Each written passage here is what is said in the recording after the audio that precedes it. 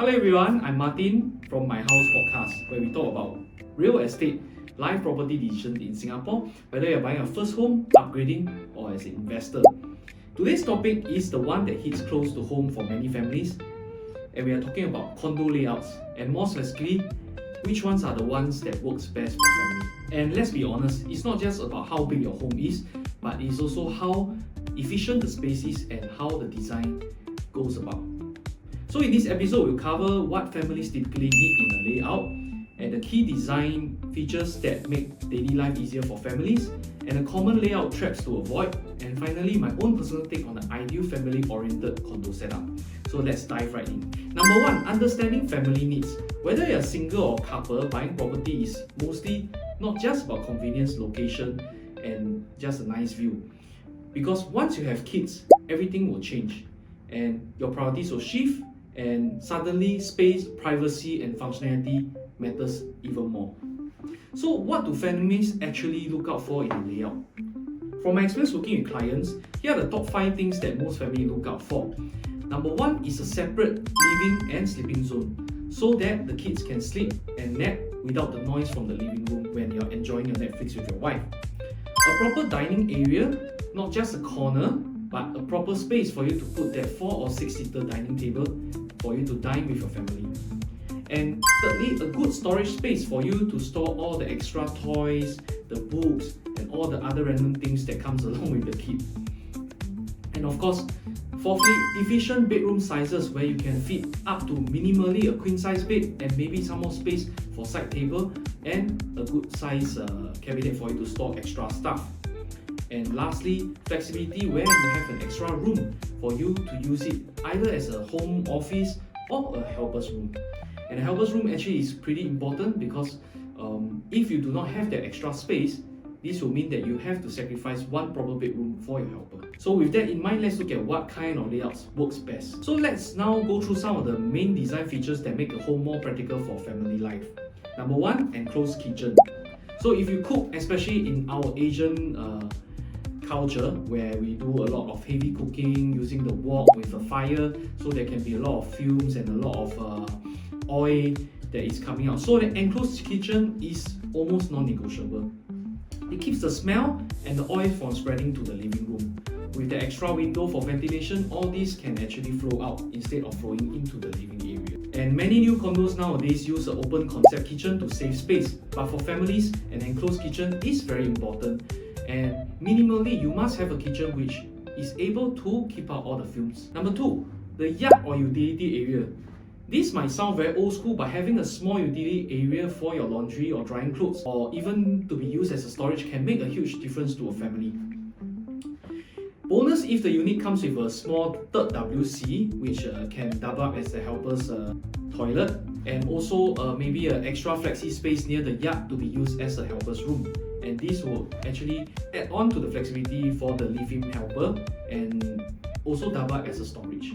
Of course, separation between the living and the bedroom is also very important because you want a clear separation for your day and night activities, especially if you have small kids that sleep early. You want to be able to segregate the night and the day zones clearly. So there are some layouts where the bedroom open directly into the living room can feel very noisy and cramped. But for regular shapes and efficient space, since now the prices are not cheap, we are looking at least 2,000 per square feet and above.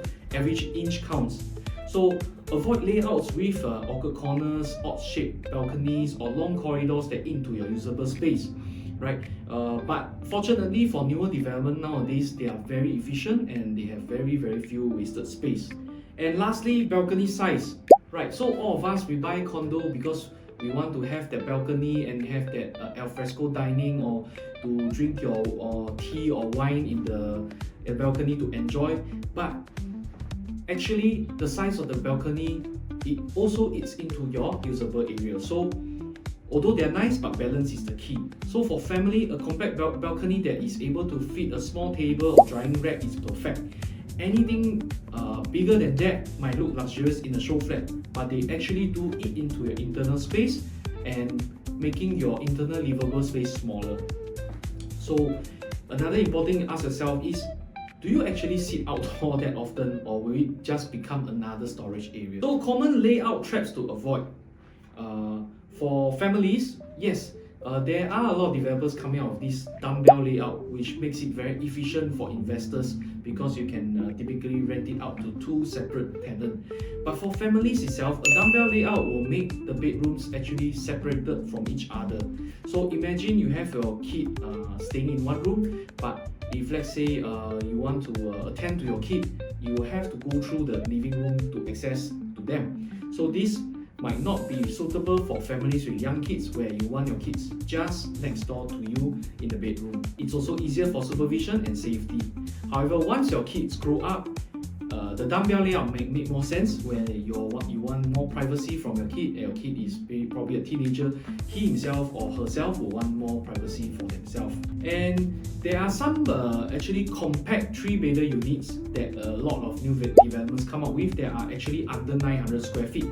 When you see those, please do see the floor plan carefully, because more often than not, they do not come with the extra yard space, they do not have their third WC, and the third room might be very small, in that so small that it cannot even fit a queen size bed, which is maybe even smaller than a 7 square meters.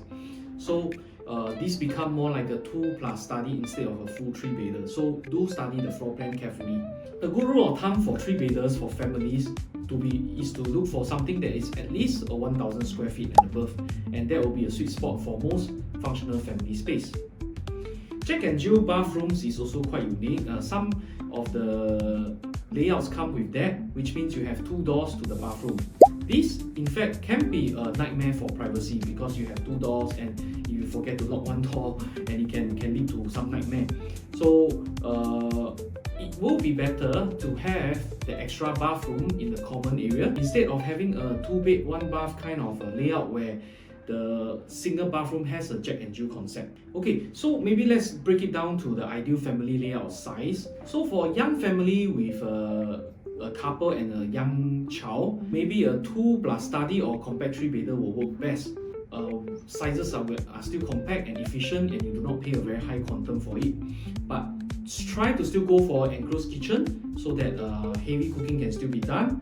And of course, the study or the third room can double up as a nursery or playroom for your child. Okay, so if you are a growing family with 2 to 3 kids, then you need to look for at least a 3-bed premium or a 4-bedder layout with at least 1000 square feet and above. So in this kind of layout, typically you have a yard, you have a WC, and you have an extra household shelter or an extra storeroom for you to double up as your helper's room. With the 3 toilets, it will be much better. There is no need to fight for toilets. You appreciate the extra space when your kids start schooling and everyone needs their own quiet corner. Of course, for multi-generation family with grandparents staying with you, you might want to consider a dual key or a 4 or even a 5-bedder kind of layout. The dual key units are quite special in that sense that it offers you privacy yet proximity. So especially if elderly parents want to be nearby, but they still want their own privacy and independence, then dual key units will work well. Otherwise, you can look for layouts with a junior master so that it has its own attached bathroom for your parents to conveniently access. So sometimes what a lot of buyers overlook is also what their future needs will be. Your current needs now may not be that much, but it will be good to buy into a unit that future-proofs subsequent needs, because now maybe you have 1 child, but you might be planning for a 2nd and 3rd child, so you'll be wiser to get something bigger to future-proof yourself. Right? Do you need the extra room for your future stay-in helper? Do you need that extra room for your work-from-home study? Yeah, so all these have to be considered. And of course, do you plan to have more kids? And do you plan to have your parents come over and stay in and help look after the children? Right, so sometimes paying a bit more at the start will actually save you the hassle of upgrading too soon. Yeah, and you also have to think about the resale appeal, because family size layout are always in strong demand. So even if you move on later, a good size 3 or 4-bedder will always tend to hold better value, and there will be a larger, wider own stay demand crowd that will desire your layout. So now we come to the end. To wrap up, what makes a condo layout truly family friendly? I think number 1 is the enclosed kitchen for our Asian style heavy cooking, a yard and utility space for laundry and storage, and also possibility to convert into a helper's room, and a clear separation between the living and sleeping zones so that the adults do not interfere into the kids sleeping and vice versa. Efficient bedroom sizes and rectangular layouts so that you can have that extra space for extra storage, and of course lastly, flexibility to adapt as your family grows. So whether you are visiting show flats or browsing listing, don't get distracted by the fancy finishes or the show flat furniture. Focus on the layout, on the efficiency, and determine what's comfortable for your family and your daily life. A beautiful home is nice, but a functional home is what truly keeps a family happy. Okay, so I hope today's episode will give you some clarity the next time you are evaluating floor plans or attending a show flat. If you found this useful, share it with someone who's house hunting for their next family home, and remember to follow my house on social media where we share more practical property tips to help you make smarter moves in your real estate journey. And once again, I'm Martin from my house, and thanks for tuning in. I'll see you in the next one.